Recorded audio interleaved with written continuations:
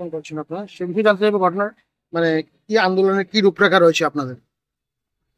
ত্রিপুরা প্রদেশ কংগ্রেস কমিটির কর্মসূচির অঙ্গ হিসেবে আজকে সমস্ত রাজ্যের সঙ্গে ধর্মনগর জেলা যুব কংগ্রেস, জেলা মহিলা কংগ্রেস, জেলা এনএসইউআই এবং জেলা সভা দলের উদ্যোগে ধর্মনগর নেতাজি মূর্তির পাদদেশে আমরা 4 ঘন্টার গণ অবস্থান করতে যাচ্ছি। এই গণ অবস্থান থেকে আমাদের ত্রিপুরা প্রদেশ থেকে যে 7টি দাবি দেওয়া হয়েছে, সেই দাবির 7টা দাবির পাশাপাশি ধর্মনগরের কিছু স্থানীয় দাবি নিয়ে আমাদের এই গণ অবস্থান।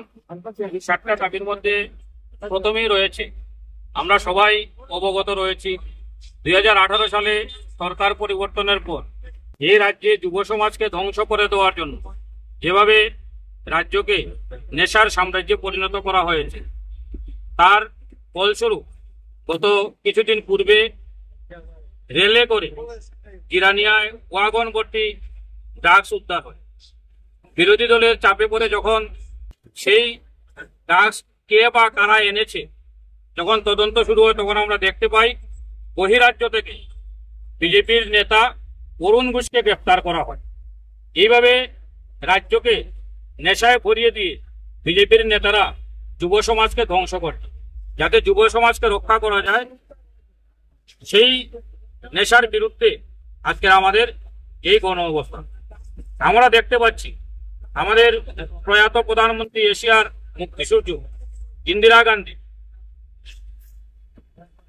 সংবিধান সংশোধন করে 126 তফসিল গঠন করেছিলেন, কিন্তু তা এখন পর্যন্ত কার্যকরী হচ্ছে না।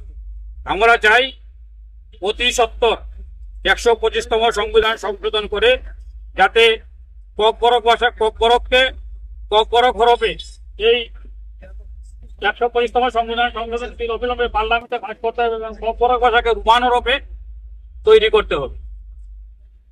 পাশাপাশি আমাদের দাবি রয়েছে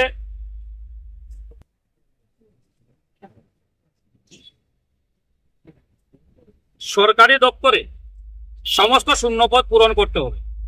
আমরা 2018 সালে দেখতে পেয়েছিলাম রাজ্যে যখন চলো পাল্টায়ের স্লোগানে রাজ্যকে উত্থাল করে দেওয়া হয়েছিল, তখন বিজেপির ভীষণ ডকুমেন্টে প্রতিশ্রুতি দেওয়া হয়েছিল বছরে 50,000 বেকারের চাকরি দেওয়া হবে। সেই মোতাবেক 7 বছরে প্রায় 3.5 লক্ষ বেকারের চাকরি হওয়ার কথা, কিন্তু এই রাজ্যে বেকার সমস্যা জর্জরিত, বেকাররা চাকরি পাচ্ছে না।